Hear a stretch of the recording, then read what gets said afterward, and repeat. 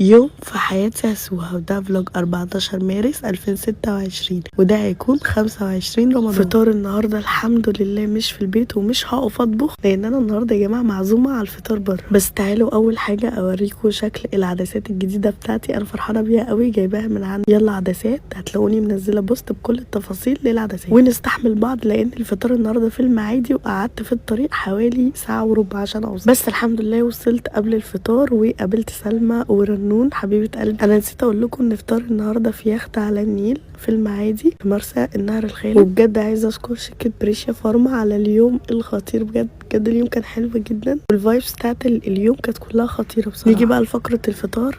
ده الفطار اللي احنا فطرناه النهارده، وكان اوبن بوفيه. الفطار كان حلو الى حد ما، بس ما كانش عاجب اسراء ولا محمود من كتر الاكل، بجد ما كانش عاجبهم، مسحوا الاطباق كلها. بس يعني الحمد لله نبص للجانب الحلو ان احنا قابلنا اصحابنا، وفايبس المكان كانت حلوه. بعد الفطار بقى سلمى عملت لي